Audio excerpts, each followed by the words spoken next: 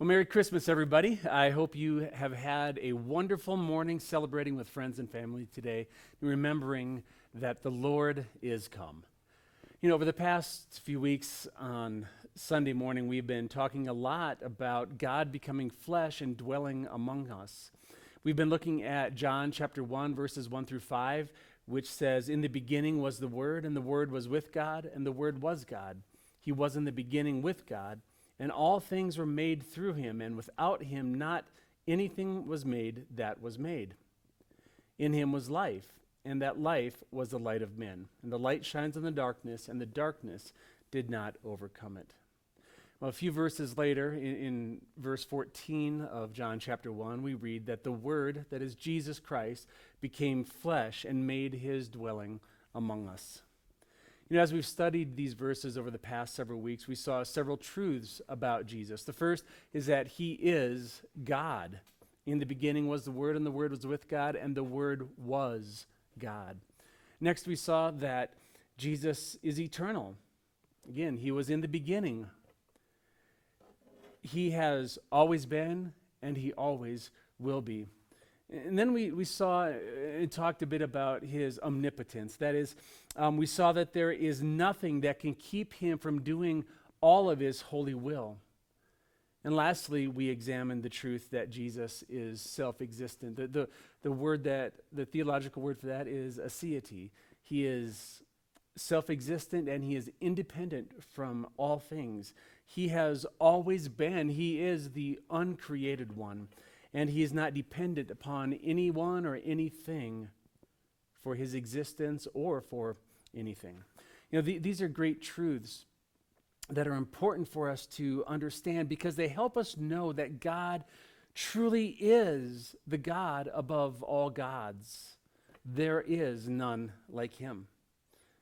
Well, this morning, I want to take a few moments to look at Isaiah chapter 6.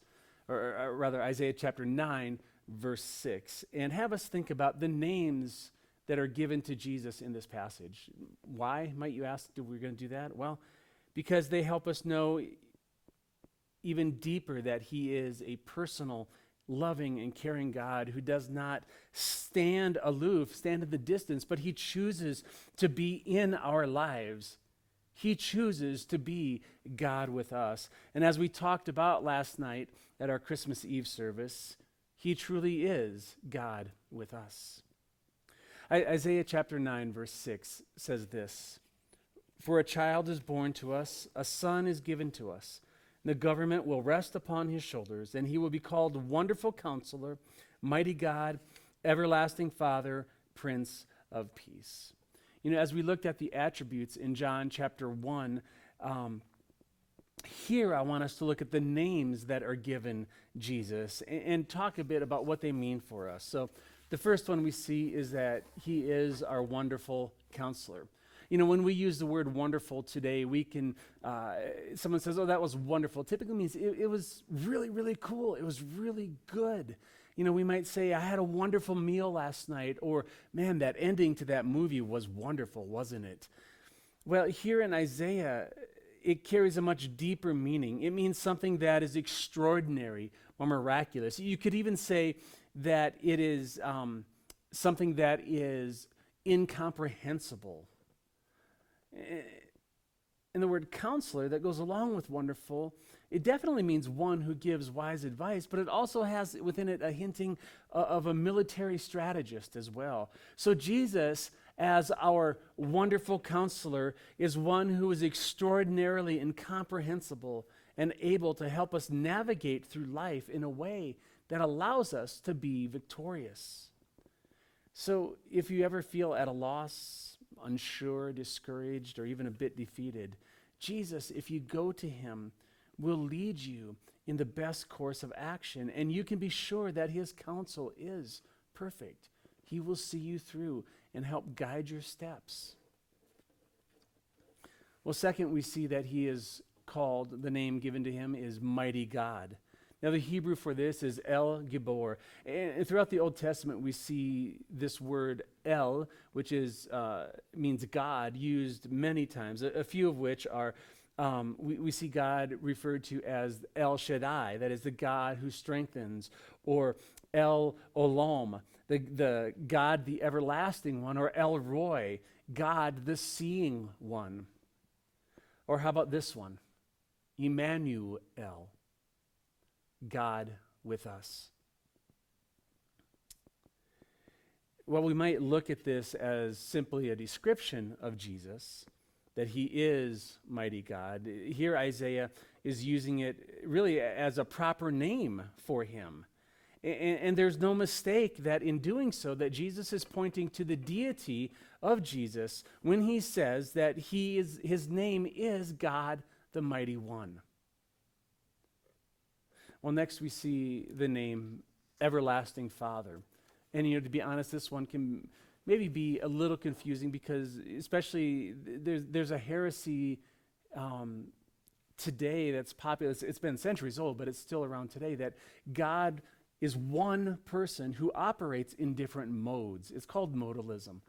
But that's not what Isaiah is saying here. He's not saying that Jesus is acting as God the Father here. He's not denying the Trinity, that God is one God, but three in persons that are individuals. What Isaiah is saying here, what is literally the word-for-word translation, is that this child who is born to us is Father of eternity. Now, this carries a lot of ideas. We've talked about some of them when we looked at earlier in John, again, that Jesus is eternal. But what this name describes here is really what the fatherhood of Jesus is like. See, just like a good earthly father does everything he can to provide for his children, to protect his children, Jesus protects and provides for us, his children. And he does so for all of eternity.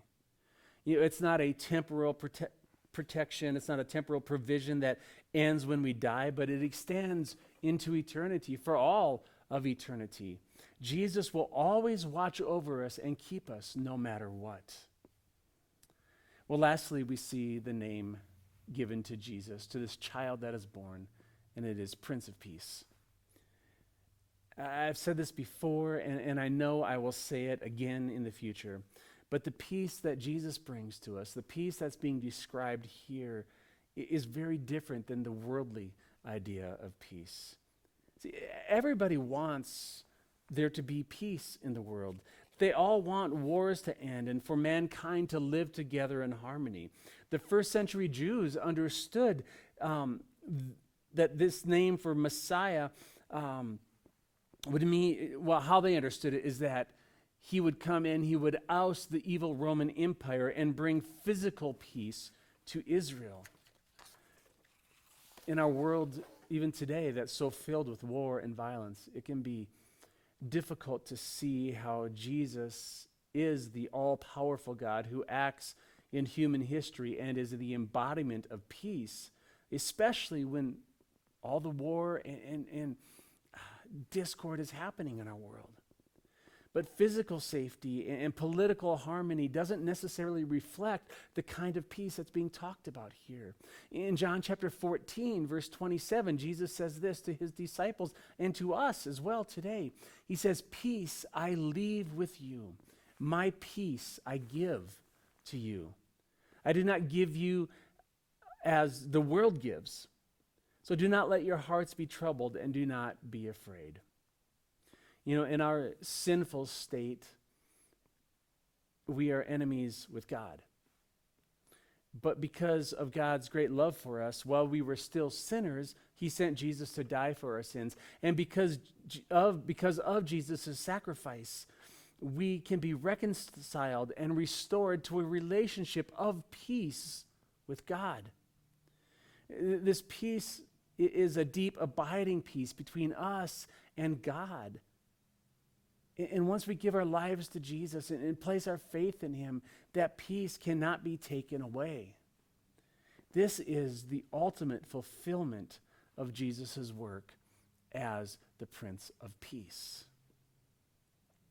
Well, that's Isaiah chapter 6. In verse 7 of Isaiah 9, we read this: his government and its peace will never end. And he will rule with fairness and justice from the throne of his ancestor David for all eternity. The passionate commitment of the Lord of heaven's armies will make this happen. The work of the Messiah, Jesus Christ, is not temporal. It is eternal. Here's the yes, Jesus' work during his earthly ministry is done, but it doesn't mean that Jesus is done. Right now, at this very moment, Jesus is at the right hand of God the Father, serving as our high priest. And as Paul writes in Romans 8:34, he's there interceding for us. He's praying for us. He's there on our behalf. And that's what he's doing right now. But one day, Jesus will come again, and he will gather all of his children as he has promised, and he will bring his children to their eternal home with him, where he will rule and reign forever. Man, that's a beautiful thought. And I hope that this Christmas day, as maybe you've already opened up presents, or maybe you do that later, or whatever your traditions are at home celebrating with friends and family, I hope that this Christmas day, more than any other Christmas day before, and every day following for the rest of your life, that you will remember this: that Jesus is our incomprehensible and miraculous counselor. He is God, the mighty one, who can accomplish all that he desires to accomplish. He is Father of eternity, who will protect and provide for his children for all of eternity, forever and ever. And he is the Prince of Peace, the one who made the way for us to be reconciled to God and to have that relationship restored so that we can be at peace with God. And that only comes about because of his sacrifice on the cross. And this day, as we celebrate his birth, let us not forget that that baby that was born and laid in that manger in Bethlehem is this God that Isaiah talks about. Here's our wonderful counselor, everlasting Father, mighty God, and Prince of Peace. May God bless you today and bless you always. And once again, Merry Christmas.